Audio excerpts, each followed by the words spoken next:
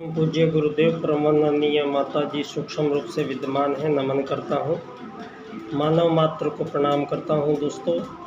और आदि शक्ति माँ गायत्री जो प्राण रूप से 84 लाख प्रकार के जीव शरीरों में प्राण रूप से सतत जीवन रूप में विद्यमान है, नमन करता हूँ दोस्तों। मानव सर्वश्रेष्ठ जीव धरती का कहलाया है।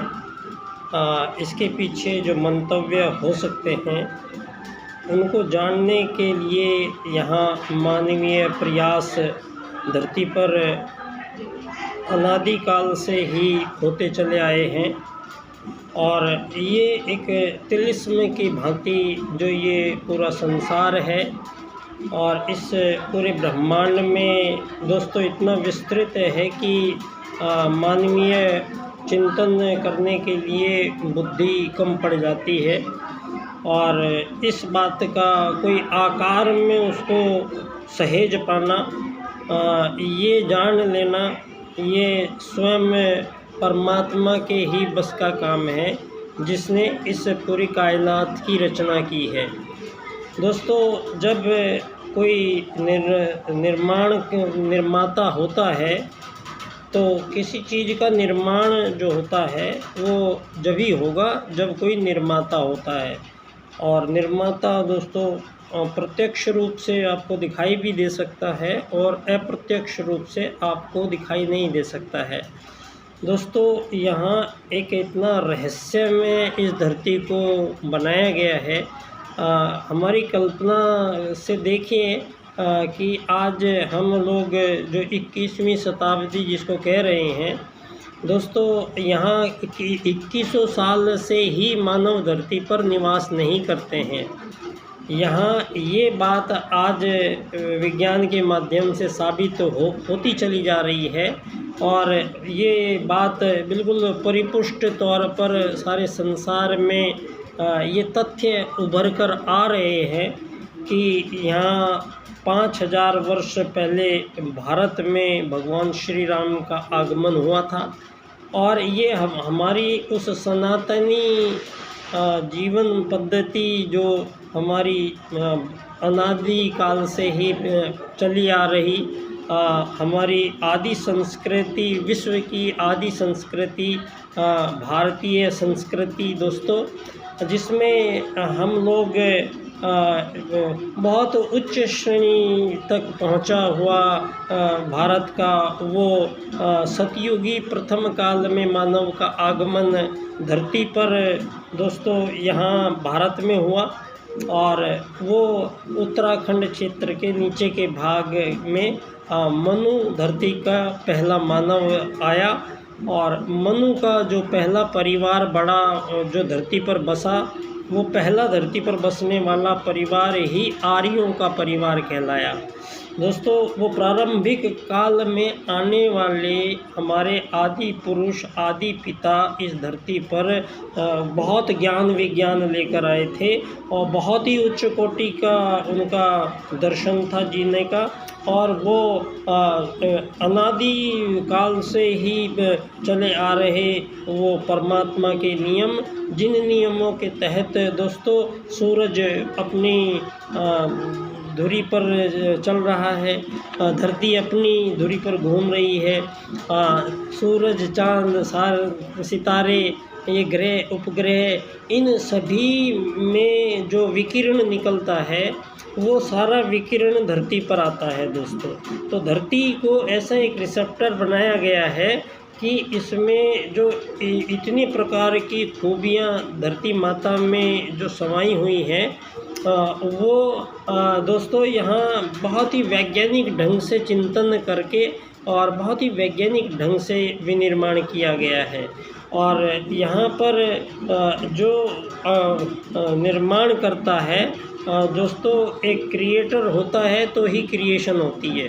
और क्रिएटर पहले हर एक चीज़ के बारे में पूरा विस्तार पूर्वक उसको लिख लेता है, नियम बना लेता है और उसके पश्चात जब वो कंफर्म हो जाता है कि ये मॉड्यूल हमारा इस टाइप का होगा, ये होगा, ये ऐसा आहार ग्रहण करेगा, इतने साल जिएगा, इसके शरीर ऐसे होगा, इसके बच्चे ऐसे होंगे, इसकी भाषा ऐसी होगी, ये सब तय करना 84 लाख प्रकार के जीव शरीर जो बने हैं, आकृतियों में सब एक दूसरे से भिन्न हैं, लेकिन सब में समानता ये है कि सारे धरती पे जितने भी जीव हैं वो 5 तत्वों से ही बने हैं, जिन तत्वों से मानव का निर्माण हुआ है। तो एक बात ये साबित होती है कि धरती पर जो प्रत्येक जीवधारी निवास करते हैं वो उनमें जो जीवन रूप है वो आदिशक्ति माँ गायत्री का प्राण है, जो प्राण रूप से बिजली रूप से आती हैं, और जो इन सभी प्रकार के पशु पक्षियों में जो जीवन रूप से आया है वो एक ही समान परमात्मा का एक अंश, जिसको आत्मा हम कहेंगे, वो आत्मा चिड़िया में भी वही जाता है, और कबूतर शेर में भी वही जाता है, चूहे बिल्ली में भी वही आत्मा जाता है। और वो आत्मा जब उन शरीरों में प्रवेश करता है तो वो पंचमहाभूत के जो शरीर हैं ये, इन किसी भी शरीर में वो सामर्थ्य नहीं है कि वो प्राणों को ग्रहण कर सके। भौतिक शरीर में, किसी भी प्रकार के धरती के भौतिक शरीर में ये कोई अंग अवयव नहीं है जो प्राण को धारण कर सके। तो प्राण को धारण, जो प्राणी जिंदा हैं, जितने भी प्राणी जिंदा हैं, तो उस प्राण को जिंदगी जो दे रही है वो कौन है, जो प्राणों को शरीर के अंदर बैठ के ग्रहण करता है और उस शरीर को फिर रक्त का पोषण संचालन करता है।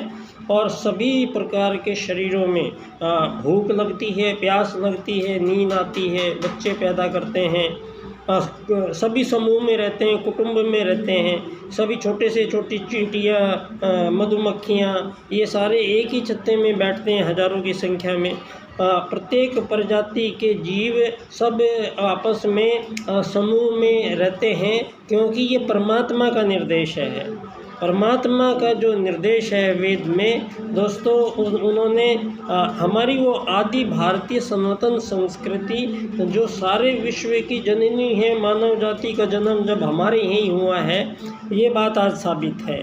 और ये भी बात साबित हो चुकी है कि जो आर्य पद्धति को जिन्होंने नहीं फॉलो किया था, उन लोगों को देश निकाला दिया और भारतीय सीमाओं से अन्यत्र सुदूर पाताल लोक तक जो मानव गए, इन आर्यों में से निकल के उनको अनार्य कहा गया। लेकिन वो उनके पिता एक ही थे और उनकी एक ही संस्कृति थी, तो वो लोग अन्यत्र जाकर बस गए और वहाँ की विभिन्न जलवायु के कारण और अपने पुरोहितों को साथ नहीं ले जाने के कारण वो उस सनातन सर्वश्रेष्ठ जीवन पद्धति से वो लोग हट गए, भटक गए। और उन्होंने इस भटकन में ही इस विश्व का संचालन राजनीति के द्वारा जो किया जा रहा है दोस्तों, इसमें मानवों को केवल एक शरीर मान के सारे विश्व की राजनीति का निर्धारण किया जा रहा है। तो यहाँ जो मानव धरती पर विशेष अनुकंपा लेके इन 84 लाख प्रकार के जीवों में न जाके और उसको मानव शरीर में यहाँ मौका मिलता है, क्योंकि ब्रह्मांड में एक ही शरीर है जो हमें परमात्मा तक ले जाता है। ये मानव शरीर ही एक ऐसा है जो मोक्ष की प्राप्ति कराता है आत्मा को। और धरती पर अन्य जीव केवल अपनी भोग योनि के अंतर्गत अपने जीवन को पूरा करते हैं, और मानव जीवन एक वो अवसर है, दिव्य दुर्लभ अवसर है, जब आत्मा परमात्मा से मिलती है दोस्तों। तो यहाँ ये इस चीज़ का भली भांति सबसे पहले ध्यान रखा गया है। और वेद सबसे पहला जो सूत्र प्रदान करता है संपूर्ण जीव जगत में, वो है आत्मत सर्वभूतेषु, और दूसरा है वसु